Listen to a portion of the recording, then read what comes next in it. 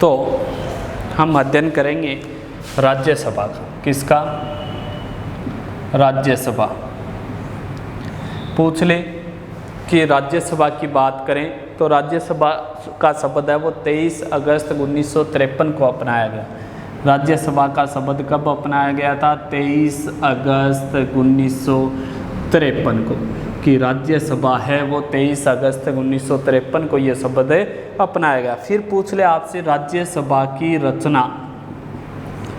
रचना किस प्रकार से होती है, राज्यसभा की किस प्रकार से बनता है? तो राज्यसभा को उच्च सदन भी कहा जाता है। आपसे पूछ ले क्या कहा जाएगा? उच्च सदन। कि राज्यसभा को उच्च सदन भी कहते हैं। इसके बाद पूछ ले कि उच्च सदन के अलावा द्वितीय सदन भी कहते हैं। क्या कहते हैं? द्वितीय सदन। इसके अलावा विद्वानों का सदन, विद्वानों का सदन। राज्यसभा को उच्च सदन, द्वितीय सदन, विद्वानों का सदन, या फिर बात करें स्थायी सदन, क्या कहा जाएगा? स्थायी सदन। तो ये इसके अलग अलग नामों से संबोधित किया जाता है। तो रचना में लिखोगे कि राज्यसभा को उच्च सदन भी कहा जाता है, राज्यसभा को द्वितीय सदन भी कहते हैं, राज्यसभा को विद्वानों का सदन भी कहते हैं, राज्यसभा को स्थायी सदन भी कहते हैं। अलग अलग नामों से जाना जाता है। अनुच्छेद आपसे पूछ ले कि अनुच्छेद रचना में चल रहा है भैया। अनुच्छेद 80 के अनुसार, किसके अनुसार? 80 के अनुसार इनकी अधिकतम सदस्य संख्या है वो 250 नहीं होगी। कि अधिकतम सदस्य संख्या कितनी होगी? अधिकतम सदस्य संख्या 250 से अधिक नहीं होगी, तो 250 होगी। कि राज्यसभा के अनुच्छेद 80 के अनुसार अधिकतम सदस्य संख्या कितने होंगे? 250। वर्तमान में पूछ ले कितनी है अधिकतम सदस्य संख्या आपसे, तो कहोगे वर्तमान में संख्या 245। कितनी है? वर्तमान में सदस्य संख्या 245। इनमें से 12 सदस्यों का राष्ट्रपति क्या करता है? इनमें से 12 सदस्यों को मनोनीत करता है। तो रचना क्या कहोगे कि वर्तमान में अधिकतम संख्या 250 से नहीं होगी, वर्तमान में 245 सदस्य हैं, 12 सदस्यों को राष्ट्रपति क्या करता है? मनोनीत करता है। कौन से सदस्यों को करता है मनोनीत? तो आपसे पूछ ले कि वे सदस्य जो कला या किसी न किसी क्षेत्र में विद्वान होते हैं, उपलब्धि हासिल कर रखी है, उनको मनोनीत किया जाएगा। तो रचना क्या हो गई राज्यसभा की? कि राज्यसभा को उच्च सदन, द्वितीय सदन, विद्वानों का सदन या स्थायी सदन कहते हैं। अनुच्छेद 80 के अनुसार अधिकतम सदस्य संख्या 250 होगी, वर्तमान में इनकी सदस्य संख्या 245 है। इनमें से 12 सदस्यों को राष्ट्रपति मनोनीत करता है, जो किसी न किसी क्षेत्र में प्रसिद्ध होते हैं, उनको मनोनीत किया जाता है। इसके बाद देखो कि हमने पढ़ी इसकी सदस्य संख्या कितनी है। तो आपसे पूछ ले किस राज्य में सदस्य संख्या कितनी है? तो राज्य और सदस्य संख्या, राज्य पूछ ले, सदस्य संख्या पूछ ले। राज्यों के अनुसार अकॉर्डिंग चलें कि किस राज्य में कितने चुने जाएंगे। तो बात करें सीमांध्र पहले क्या कहा जाता था? इसे आंध्र प्रदेश। क्या कहा जाता था? आंध्र प्रदेश। कितने राज्यसभा के सदस्य चुने जाएंगे?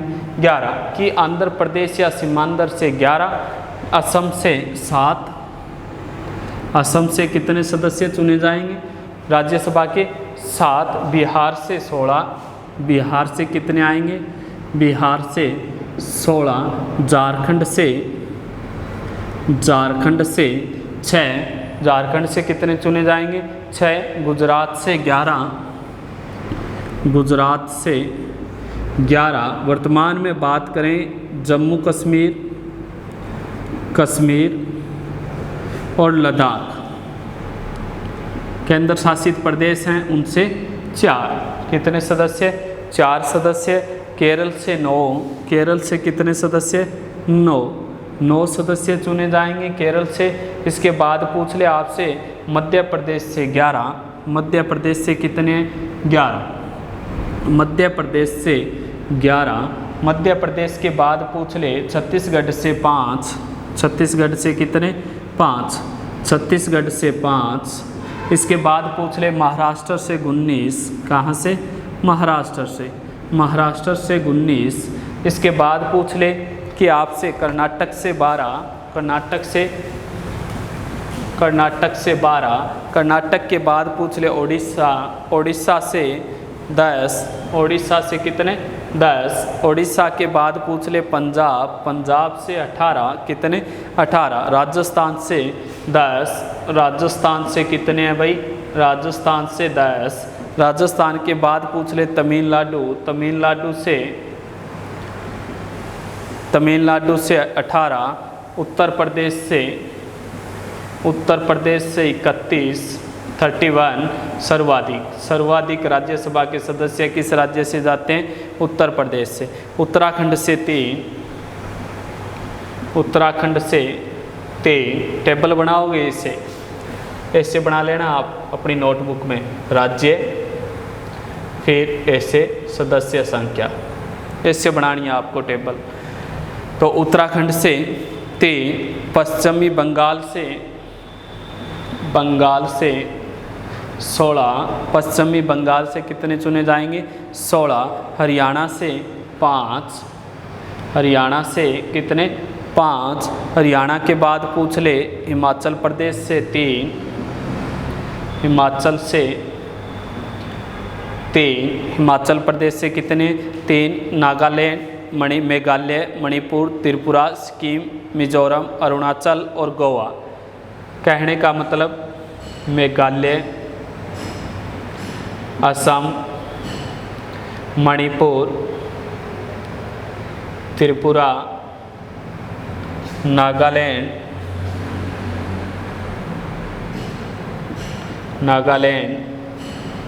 मिजोरम, गोवा, इन सभी से एक एक। मेघालय से भी एक, असम से भी एक, मणिपुर से भी एक, त्रिपुरा से भी एक, नागालैंड से भी एक, मिजोरम से एक और गोवा से एक। इसके बाद पूछ ले अरुणाचल से भी कितने? एक। अरुणाचल का भी नाम लिख लेना, अरुणाचल से भी एक, अरुणाचल से भी एक सदस्य चुना जाता है। इसके बाद पूछ ले आपसे तेलंगाना से 7, तेलंगाना से 7, कितने सदस्य? 7। पूछ ले दिल्ली से 3, पांडुचेरी से 1, दिल्ली से 3, पांडुचेरी से 1। सारणी बनानी है आपको राज्यसभा की रचना करने के बाद, राज्य कौन से राज्य में जितने भी राज्य हैं और सदस्य संख्या। ये केंद्र शासित प्रदेश हो गया जम्मू कश्मीर और लद्दाख, इससे 4। तो सीमांध्र मतलब आंध्र प्रदेश से 11 सदस्य आएंगे राज्यसभा के, फिर असम से 7 आएंगे, बिहार से 16 आएंगे, झारखंड से 6 आएंगे, गुजरात से 11 आएंगे, जम्मू कश्मीर लद्दाख केंद्र शासित प्रदेश से 4 आएंगे, केरल राज्य से 9 आएंगे, मध्य प्रदेश से 11 राज्यसभा में आएंगे, छत्तीसगढ़ से 5, महाराष्ट्र से 19, कर्नाटक से 12 आएंगे, उड़ीसा से 10 आएंगे, पंजाब से 18 आएंगे, राजस्थान से 10, तमिलनाडु से 18, उत्तर प्रदेश से 31 सर्वाधिक राज्यसभा के सदस्य चुने जाते हैं। उत्तराखंड से 3, पश्चिमी बंगाल से 16, हरियाणा से 5, हिमाचल से 3, मेघालय से 1, असम से 1, मणिपुर से 1, त्रिपुरा से 1, नागालैंड से 1, मिजोरम से 1, गोवा से 1, अरुणाचल से 1, तेलंगाना से 7, दिल्ली से 3, पांडुचेरी से 1। ये क्या हो गए राज्यसभा के कुल सदस्य। इसके बाद योग्यता, राज्यसभा की योग्यता क्या होनी चाहिए। इसके बाद है राज्यसभा की योग्यता।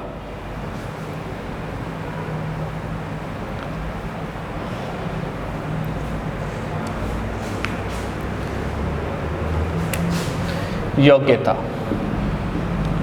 राज्यसभा के लिए योग्यता अनुच्छेद 84 निर्धारित किया हुआ है। कौन सा अनुच्छेद? कि अनुच्छेद 84 में राज्यसभा की योग्यताएं लिखी हुई है। क्या होना चाहिए योग्यता में? भारत का नागरिक। क्या होना चाहिए भाई? राज्यसभा का अगर सदस्य बनना है तो किसका नागरिक होना चाहिए? भारत का नागरिक होना चाहिए। आयु उसकी 30 वर्ष होनी चाहिए। कितनी है भाई आयु? 30 वर्ष की। कितनी? 30 वर्ष। किसी लाभकारी पद पर नहीं होना चाहिए, किसी लाभकारी पद पर न हो। कि कोई व्यक्ति अगर किसी लाभकारी पद पे है तो वो क्या नहीं बन सकता, राज्यसभा का सदस्य नहीं बन सकता। दिवालिया, पागल या अपराधी न हो, क्या न हो, दिवालिया, पागल या अपराधी न हो। कि राज्यसभा का सदस्य बनने के लिए भारत का नागरिक होना है, इसके बाद उसकी आयु 30 वर्ष है, किसी लाभकारी पद पे न हो, दिवालिया या पागल या अपराधी न हो। अनुच्छेद 84 के अनुसार निर्योग्यताएं पूछ ले, ये तो योग्यताएं हो गई। निर्योग्यताएं,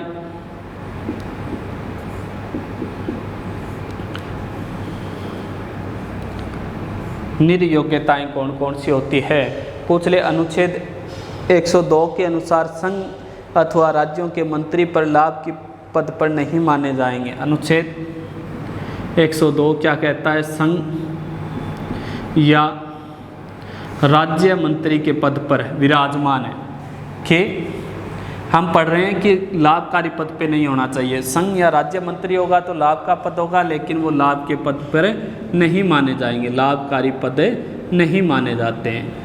कि जो राज्य मंत्री है या संघ का सदस्य है वो लाभकारी पद नहीं माना जाएगा। इसके बाद पूछ ले, अगर ऐसा कोई प्रश्न हो तो राष्ट्रपति द्वारा चुनाव आयोग के आधार पर निर्णय लिया जाएगा जो अंतिम होगा। कौन निर्णय लेगा, चुनाव आयोग निर्णय लेगा। आपसे पूछ ले, चुनाव आयोग द्वारा निर्णय लिया जाता है जो अंतिम माना जाता है। फिर कार्यकाल कितना होता है राज्यसभा का, राज्यसभा का कार्यकाल 6 वर्ष होता है। पूछ ले कि राज्यसभा का कार्यकाल 6 वर्ष होता है, कितने वर्ष बताओगे, 6 वर्ष। अनुच्छेद 83 के अनुसार, अनुच्छेद 83 के अनुसार कभी भी राज्यसभा को भंग नहीं किया जा सकता, क्योंकि हमने क्या पढ़ा था, इसे स्थायी सदन पढ़ा था कि राज्यसभा को स्थायी सदन भी कहा जाता है। तो 83 अनुच्छेद 83 के अनुसार राज्यसभा कभी भंग नहीं होती। कार्यकाल क्या होगा इसका, 6 वर्ष। और 6 वर्ष कैसे होता है कि प्रत्येक वर्ष के बाद, प्रत्येक वर्ष के बाद, वर्ष के बाद 1/3 सदस्य, कितने सदस्य, 1/3 सदस्यों का कार्यकाल क्या हो जाता है, समाप्त हो जाता है। कि प्रत्येक वर्ष के बाद 1/3 सदस्यों का कार्यकाल समाप्त हो जाएगा और समाप्त होने के बाद 1/3 सदस्यों के 1/3 सदस्य क्या आ जाएंगे, नए। तो कार्यकाल कितना माना गया है, आपसे पूछ ले कि 6 वर्ष माना गया है। कितना, 6 वर्ष, सॉरी प्रत्येक 2 वर्ष बाद है ये, प्रत्येक 2 वर्ष के बाद। तो प्रत्येक 6 वर्ष, प्रत्येक 2 वर्ष के बाद इसके 250 सदस्य अधिकतम होते हैं, वो 1/3 सदस्य का कार्यकाल क्या हो जाता है, समाप्त। उनके स्थान पे क्या आ जाते हैं, नए आ जाते हैं। और राज्यसभा का कभी भी हम अनुच्छेद 83 के अनुसार भंग नहीं कर सकते। तो हमने पढ़ी राज्यसभा की योग्यता, निर्योग्यता, कार्यकाल। इसके बाद निर्वाचन। निर्वाचन कैसे होता है, देखो कि राज्यसभा का निर्वाचन हमेशा जनता द्वारा चुने हुए प्रतिनिधियों के माध्यम से होता है। कि जनता ने जो अपने प्रतिनिधि चुने हैं वो किसको चुनेंगे, राज्यसभा के सदस्यों को, मतलब अप्रत्यक्ष रूप से। तो निर्वाचन, निर्वाचन जो है, आपसे पूछ ले कि निर्वाचन 80(4) में दे रखा है, 80 अनुच्छेद 4 में, कि अनुच्छेद 80 और 80 की जो पूछ ले 4 किसका वर्णन मिलता है, राज्यसभा के निर्वाचन का। राज्यसभा का निर्वाचन, निर्वाचन अप्रत्यक्ष रूप से होता है, अप्रत्यक्ष रूप से। आपसे पूछ ले राज्यसभा का निर्वाचन कैसे होता है, तो अप्रत्यक्ष रूप से बताओगे, आनुपातिक एकल संक्रमणीय मत प्रणाली द्वारा। किससे, आनुपातिक, आनुपातिक एकल मत संक्रमणीय प्रणाली द्वारा। कि आनुपातिक एकल मत संक्रमणीय प्रणाली द्वारा किसका चुनाव होगा, राज्यसभा का चुनाव होगा। पूछ ले कि 2003 में निर्वाचन में 2 बदलाव किए गए हैं। 2003 का जो निर्वाचन था, 2003 में निर्वाचन में बदलाव किया गया है। निर्वाचन में बदलाव, अब क्या हो गया भाई, बदलाव में पहला 2 नए बदलाव किए गए हैं। तो पहला बदलाव किया गया है, जिस राज्य से चुनाव लड़ना हो उस राज्य की मतदाता सूची में नाम होना आवश्यक है। कि जिस राज्य से, आप किसी भी राज्य से चुनाव लड़ते हो, जिस राज्य से चुनाव लड़ना होगा उस राज्य की मतदाता सूची में नाम होना आवश्यक है। कि जिस राज्य से आप चुनाव लड़ रहे हैं उस राज्य की मतदाता जो सूची होगी उसके अंदर नाम होना चाहिए। विधायकों द्वारा गुप्त रूप से प्रत्यक्ष मतदान होगा। विधायकों द्वारा गुप्त रूप से प्रत्यक्ष मतदान, विधायक भाग लेंगे। कहने का मतलब कौन भाग लेंगे, विधायक भाग लेंगे। गणपत पूर्ति पूछ ले कि राज्यसभा की गणपूर्ति, तो गणपूर्ति बताओगे 1/10 की गणपूर्ति की संख्या राज्यसभा में अधिकतम सदस्य कितने होने चाहिए, 1/10 से अधिक होने चाहिए, तभी वो माना जाएगा राज्यसभा का सत्र, अन्यथा नहीं माना जाएगा। पूछ ले कि निर्वाचन अनुच्छेद 80(4) के अनुसार होता है। राज्यसभा का निर्वाचन अप्रत्यक्ष रूप से होगा, आनुपातिक एकल मत संक्रमणीय प्रणाली द्वारा होगा। 2003 निर्वाचन में 2 बदलाव कर दिए गए। जिस राज्य से चुनाव लड़ना होगा उस राज्य की मतदाता सूची में क्या होना चाहिए, नाम होना चाहिए। विधायकों द्वारा गुप्त रूप से प्रत्यक्ष मतदान होना चाहिए। और गणपूर्ति क्या चाहिए राज्यसभा के लिए, 1/10। पदाधिकारी पूछ ले आगे वाला, राज्यसभा से संबंधित पदाधिकारी।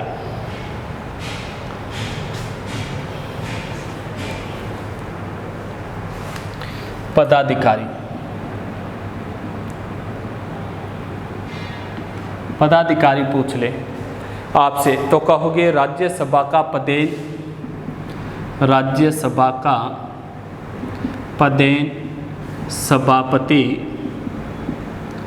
उपराष्ट्रपति होगा। कौन होगा, कि राज्यसभा का मुख्य सभापति के तौर पे किसे माना गया है, उपराष्ट्रपति को माना गया है। कहने का मतलब सभापति कौन बनेगा, जो उपराष्ट्रपति का चुनाव जीत जाएगा वो राज्यसभा का क्या माना जाता है, सभापति। और राज्यसभा अपने में से किसी एक सदस्य को उपसभापति चुनती है। क्या चुनती है भाई, उपसभापति। की जो चुनाव का राष्ट्रपति होगा वो तो सभापति हो गया, फिर अपने में से क्या चुनेगी, एक उपसभापति चुनेगी।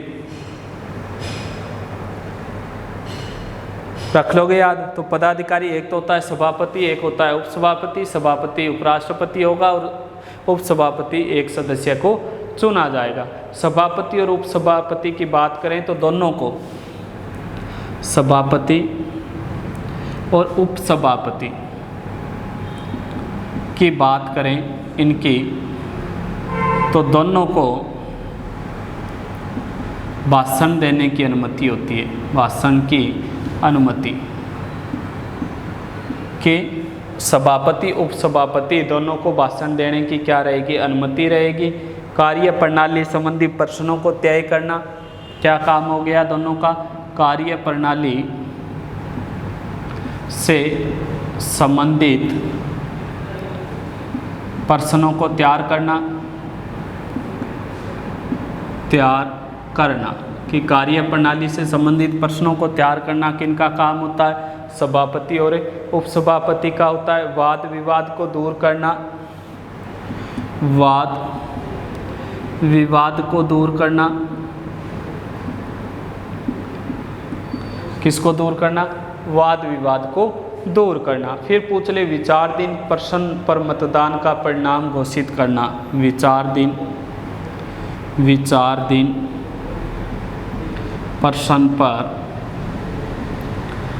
परिणाम की घोषणा करना।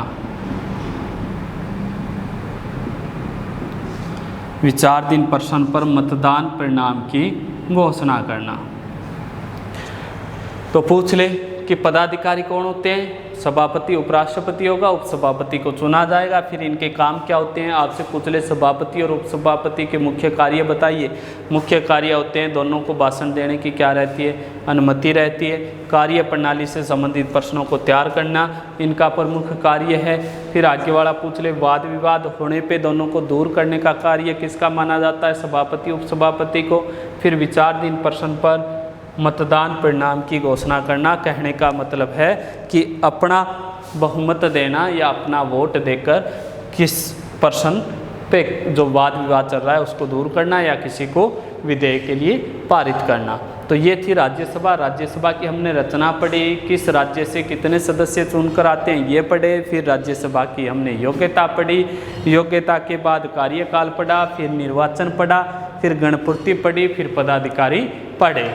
यहाँ तक आपको समझ में आया होगा। यहाँ तक अगर कहीं भी आपको दिक्कत है तो आप कमेंट के माध्यम से किसी भी प्रकार से प्रश्न पूछ सकते हैं।